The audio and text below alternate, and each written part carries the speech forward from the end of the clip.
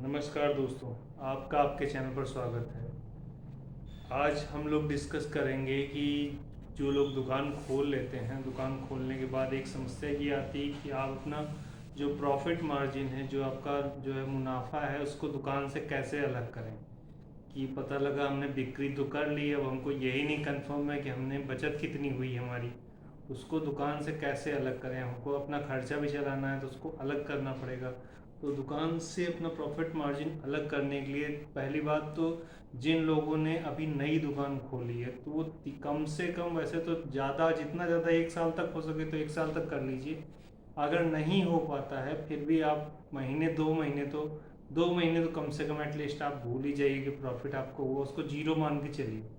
उसके बाद आपका प्रॉफिट शुरू होगा। तो प्रॉफिट को कैलकुलेट कैसे करें, कि कैसे हिसाब लगाएं कि जो है मेरा प्रॉफिट कितना हुआ है, तभी आप उसको अलग कर पाएंगे। पता लगा आपने 200 रुपये बचाए और 400 रुपये आपने दुकान से निकाल लिए तो दुकान का आपके नुकसान हो जाएगा।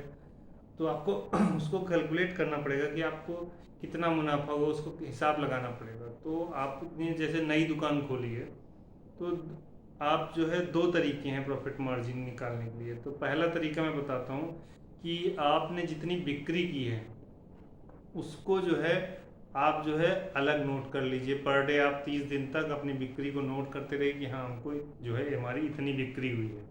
तो उस बिक्री से आप अपना प्रॉफिट मार्जिन निकाल सकते हैं, सब परसेंटेज निकाल के। तो उसका परसेंटेज मतलब आप अमूमन जो है होगा ज़्यादा पर प्रॉफिट हो सकता है, लेकिन आप जो है उसको 10% मान के चलिए कि अगर आपने 1,000 रुपये की शाम तक बिक्री की है तो आपको 100 रुपये का प्रॉफिट हुआ, बस आप इतना मान के चलिए, उससे ज़्यादा मत मानिए। तो आप 30 दिन का अपना हिसाब निकाल लीजिए, जितनी आपकी दुकानदारी हो, शाम को आप उससे जो है पर डे के हिसाब से या पूरे महीने 30 दिन आप उसको नोट कर लीजिए। टोटल जितना है उसका 10% आप निकाल के अपने यूज में ले सकते हैं। लेकिन इसको कम से कम 3 महीने तक मत करें नई दुकान में। ये एक पहला तरीका हो गया। दूसरा तरीका क्या है कि हम आप उसको नहीं निकाल निकाल पाते हैं या हमें कंफर्म नहीं होता है कि हमें कितना मार्जिन हुआ है। तो दूसरा तरीका ये है कि आप जो भी सामान खरीदें, जो भी आप जो है पहले 2-3 महीने तो आप छोड़ दीजिए, या आपकी जैसे पुरानी दुकान है तो वो आज से ही शुरू हो सकती है, 1 तारीख से आप शुरू कर लीजिए। लेकिन आप नई दुकान है तो 3 महीने आप छोड़ दीजिए। जब 3 महीने कंप्लीट हो जाए, 2 महीने कंप्लीट हो जाए, उसके बाद से आप 1 तारीख से आप अपना हिसाब लगाइए कि जो है मैंने जो है सुबह से इतने रुपए का सामान खरीदा, मेरा ये सामान आया। उसको सामान को पर्चा आप रख लीजिए, या उसमें जो जितने रुपए का सामान है उसको नोट कर लीजिए। पूरे दिन में मैंने 2,000 रुपये का सामान खरीदा तो 2,000 रुपये आप नोट कर लीजिए। 2,000 रुपये नोट करने के बाद आपके पास जो जो प्रोडक्ट आया, आपको मालूम है कि ये 10 रुपये का आया है और ये 12 रुपये का था, जो मिनिमम हो, जितने कम से कम में वो बिकता हो, उसको जो है आप नोट कर लीजिए, उसमें अपना प्रॉफिट लिख लीजिए शुरुआत के लिए। तो आपने जैसे 10 रुपये का, 1,000 रुपये का पर्चा है, कोई 1,000 रुपये का आपने सामान लिया है और आपने उसमें हर प्रोडक्ट पे आपको जितना जितना मार्जिन होता है सबको लिख लिया, उसको जोड़ दिया, कैलकुलेट कर लिया कि कितना मार्जिन हमको हुआ है। तो उसको जो है आप जोड़ लेंगे, उसको रख लिया आपने जोड़ के। तो आपने एक तरफ अपने रजिस्टर पर लिख लीजिए कि ये मेरा 1,000 रुपये का सामान है, इसमें मुझे 100 रुपये मिलने हैं, 100 रुपये आपने नोट कर लिए। दूसरे दिन आपने 2,000 रुपये का सामान खरीदा, उसमें आपको 250 रुपये का प्रॉफिट, मिनिमम प्रॉफिट जो होना है वो आप लिख लेते हैं। उसके बाद 1 महीने तक आपको करना है, तो 1 महीने के बाद आपको ये पूरा हिसाब लग जाएगा कि जो है मुझे कितना प्रॉफिट हुआ। ये हो गया दूसरा तरीका।